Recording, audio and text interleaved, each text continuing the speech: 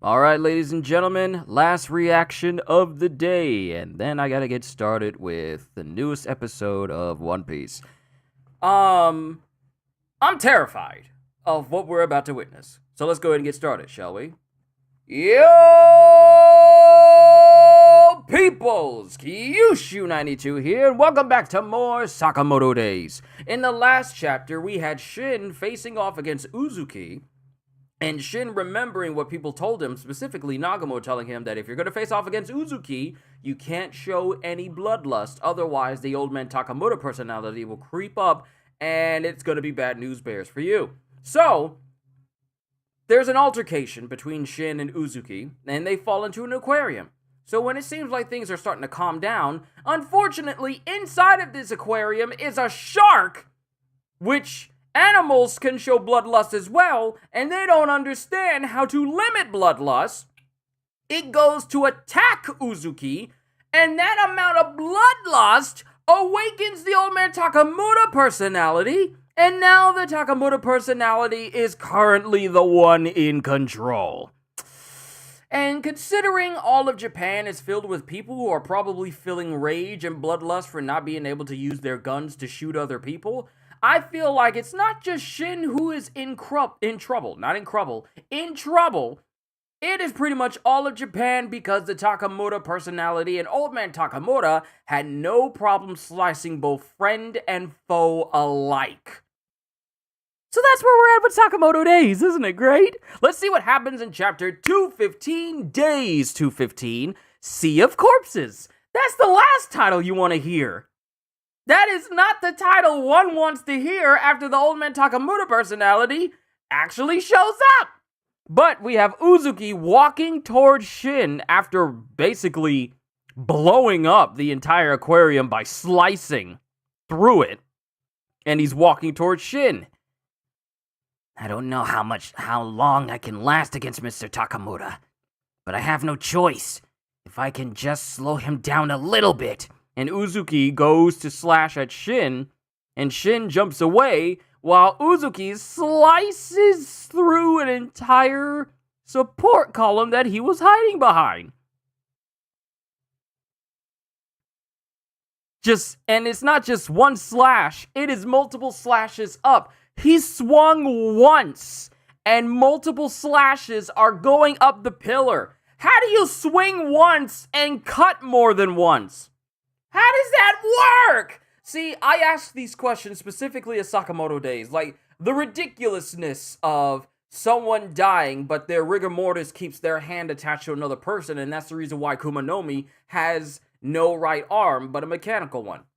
The ridiculousness of Sakamoto Days, such as, hey, this person who can use ESP says that if you jumble up all this junk in a bag and shake it, there's a 0.00001% chance that all of those pieces will come together and create a functional working gun. So I ask this questions so many times when it comes to Sakamoto Days because of the ridiculousness.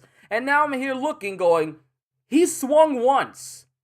How did you slice 5 different times up? And you slice downwards. How do you slice up when you slice down? So many questions that I have for this series. Even looking into the future, I can barely track his movements. I can't believe Nagamo and Mr. Sakamoto fought this beast without ESP. If I lose focus for a split second, it'll be instant death. And while that's happening, Uzuki tries to swipe at him and only manages to graze Shin across the face. My ear! It's still there. Yikes, he's gonna slaughter me! Gotta retreat for now. And Shin jumps off of the railing into another aquarium, while Uzuki is muttering to himself, just like Sakamoto. I just need to get away for now. And he tries to dive downwards, and he sees that he's in a seal tank. So while he dove into this big pool, he's in a smaller pool. He's like in a smaller tube where kids are looking, going, is he a caretaker? I'm in the seal tank. Is he a caretaker? And while these kids are looking at him, Uzuki has already made his way downstairs, walking straight towards Shin. And Shin, completely forgetting that when you scream, you're letting out air, screams underwater and just barely manages to dodge out of the way before Uzuki can stab him through the tank.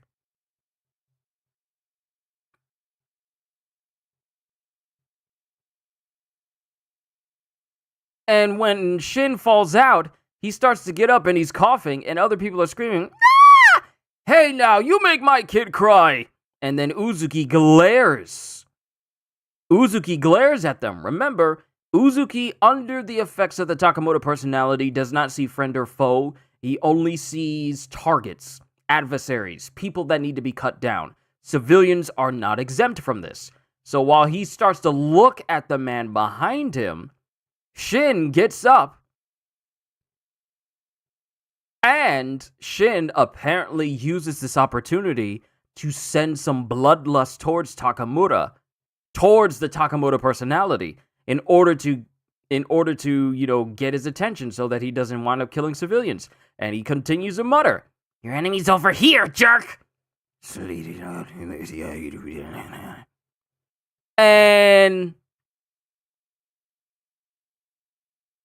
And then all of a sudden, Shin dodges, and he cuts apart a JAA agent that was actually behind Shin and preparing to shoot him in the head. But Uzuki cuts his entire... In one swipe, the dude had his finger on the trigger. Uzuki slices through the man's whole hand, the gun, and his neck. And the dude is still... The cut... See, we looked this up the last time we read about Takamura. His cuts are so clean that you still have some semblance of control over your body. So you can still kind of speak even if you've been decapitated. Because after being decapitated, the dude still has enough control, so enough brain activity to go, "Huh? Who are you?" "But I was just trying to support you, Master X." "No! Gato! We came here to help because we heard you were fighting Master X!" "He's reacting to their bloodlust. Keep away unless you want to die!" "You're gonna get it, you punk!" And since they're exuding so much bloodlust, Uzuki, as Takamura, Uzuki starts muttering to himself, and then using his sword like a golf club, he takes the same dude whose head just got cut off and he goes, "Guys," and he basically just drives his head flying towards a person with such force it bisects a person. How do you bisect a person with a severed head? How does that even work?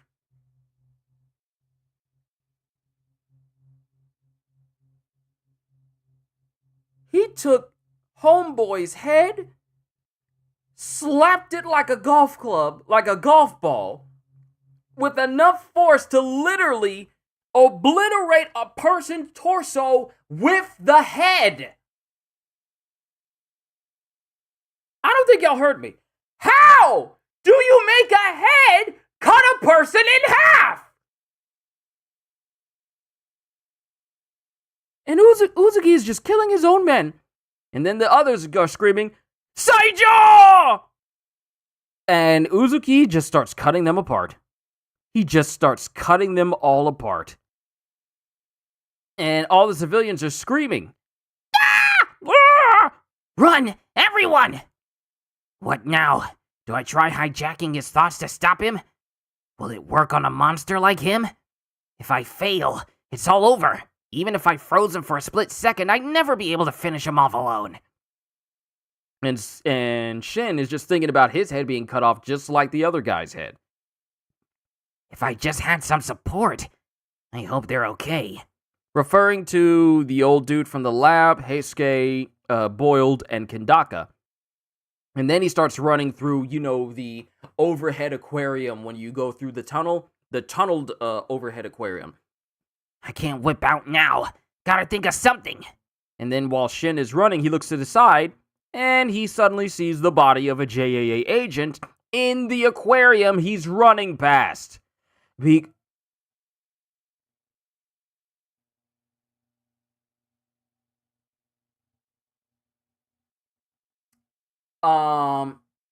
It's not too often that I get chills looking at a panel.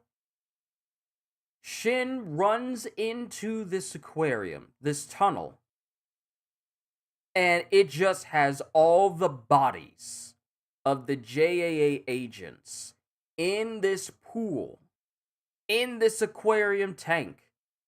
There are so many bodies, and they're all bleeding, and the blood is starting to fill up the aquarium until it starts to turn red. And while Shin is just awestruck that the aquarium starts to fill up with blood, Uzuki is in this same aquarium and proceeds to stab through it to create a hole as he falls through the hole and is still gunning for Shin. Keep your cool and freeze him with ESP. But if Mr. Sakamoto senses bloodlust from me, if his sword moves faster than my ESP, I'm dead. And then it cuts to someone going, ah! As it shows a mother and child in this same tunnel with Shin. Bystanders who didn't get out? And then Shin grips his fist and goes, it's okay. I've gotta delay him, at least until Mr. Sakamoto shows up. I've gotta create a brief opening and strike with everything I've got. And Uzuki, under the effects of Sakamoto, is just glaring, but you can barely see his eyes. He's just staring at Shin. And then Shin just goes, free! And before he can really get the words out, it appears that Uzuki cuts him in the neck. And he's just staring and muttering to himself.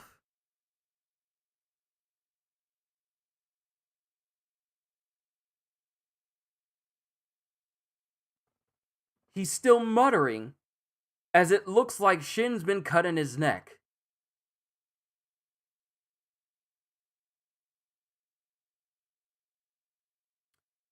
Okay. All right. We called it? Yes, we did. We did.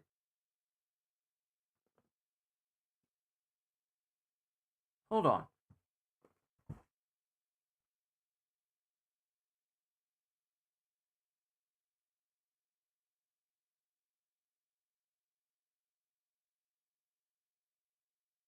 Okay, it must be because it's hot outside. Sorry, I had to double check something. I had to double check the air in my room. So what we have here is it's like we said, Halster, it's like we said, Shin is running away from Uzuki, who is currently under the Sakamoto personality, and he's destroying all of the aquarium trying to get at Shin. Now, and he barely manages to dodge out of the way, but every single time he tries to get away, Uzuki keeps finding him and almost killing him each and every time. So when it gets to some civilians who look like they're starting to draw his attention away, Shin starts showing some bloodlust towards him in order to keep him distracted. And when Uzuki goes to swipe at him, Shin narrowly dodges, but we see that the JAA has showed up. And Uzuki, sensing all the bloodlust that they have, just starts massacring all of these agents that say they were there to help out Master X. These individuals showed up not realizing that was the worst possible time to try and help him. One, he doesn't need any help on his own. And two, all that bloodlust is just going to draw Uzuki towards them instantly. And we see them get massacred. Like, One dude's head gets cut off so fast that he's still able to speak even after being decapitated. And then Uzuki uses this dude's same head to play golf with and bisect a person with head. Look at my head. I need you to focus and look at my head. It's not pointed. It's not pointed at all. It's round. It's oblong. It is not bladed. It is not sharp. It is not pointed. It is not in any way, shape, or form capable of being an instrument, if severed, that can cut anything because it's round. And Uzuki basically is obliterating people's bodies with severed heads.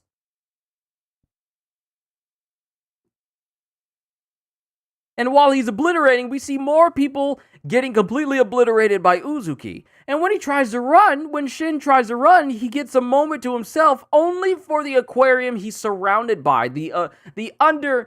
I know there's a specific way to describe the tunnel within an aquarium where the aquarium is over the ceiling as you go through the tunnel. He gets there. It's quiet at first. I need to move fast until he sees a body fall in there. He sees a body floating down in it, and then he looks around and sees tons of bodies in this aquarium that Uzuki has massacred. His own men, mind you, members of the JAA. So let me just real quickly count all the bodies that I can actively see in this chapter.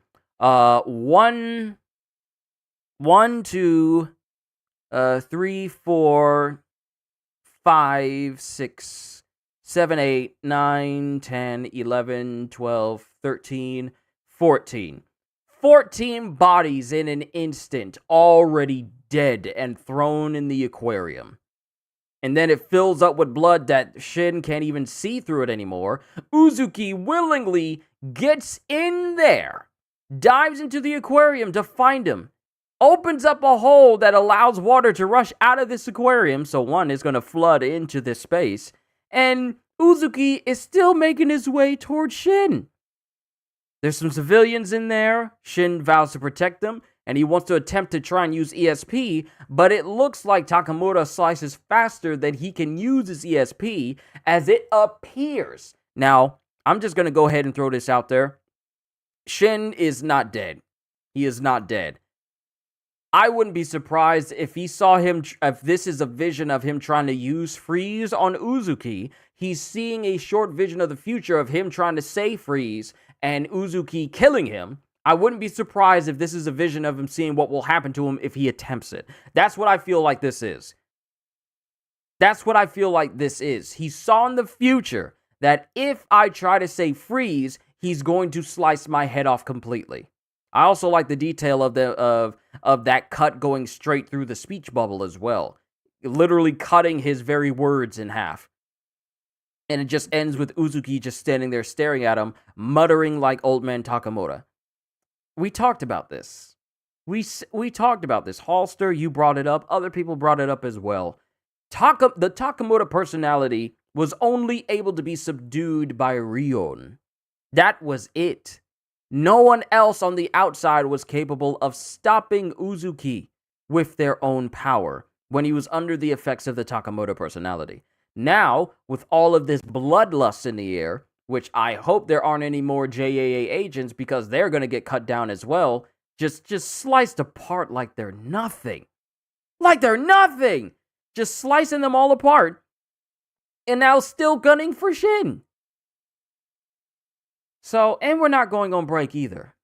We're not going on break either from this. What? How do you stop someone like this? They operate on bloodlust. And they're also the embodiment of the strongest assassin ever. Even more than Sakamoto. How do you stop this person? What do you do? So this is still bad. Q, I think you just perfectly nailed it, like that gag he has with Sakamoto, and similar to the first time he met Uzuki all those chapters ago. Anytime Shin, when we think Shin is being killed by Sakamoto, it's actually just a thought from Sakamoto of him killing Shin that Shin can see. But yeah, I have to stick with my ideal. This is Shin. Shin is not actually dead in this moment. He is seeing himself die if he attempts to use ESP against Uzuki, which just further solidifies that he can't use ESP against him because Uzuki is too fast for his own thoughts to get to him.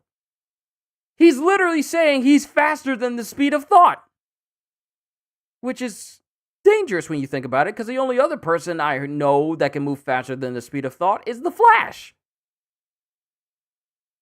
So that's a bit of an issue. That's a bit of a huge concern. If this person is capable of slicing an individual who can manipulate minds faster than they can think of a way to get them, that's a problem.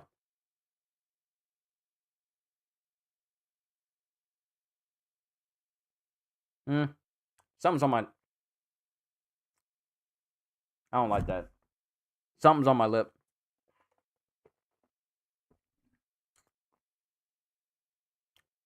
I'll get it once I'm done.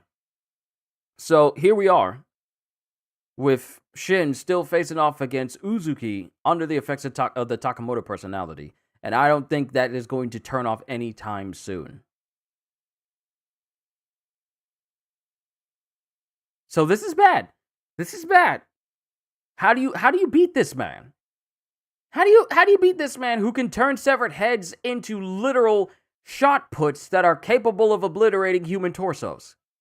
How do you beat a person who is capable of just one-shotting anyone against them and then throwing their bodies into an aquarium so much that the waters turn red with blood?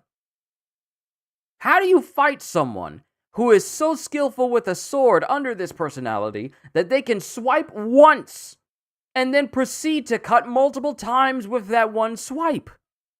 How do you stop the strongest assassin that ever existed, perfectly copied into an assassin who's incredibly strong already?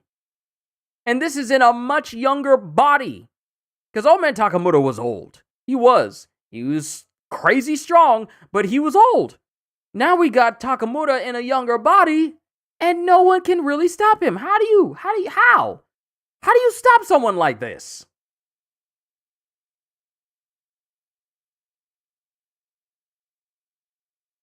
How does that work? How do you stop someone like this?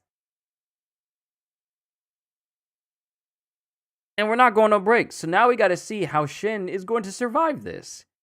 And see if our hypothesis is correct, and this is just a vision of him seeing himself die if he uses ESP. Because I highly doubt that Shin is going to die in this moment. I highly doubt it. So the ending is a little bit of a cliffhanger and a red herring. It's making you think that he died, but I believe it's him seeing the future.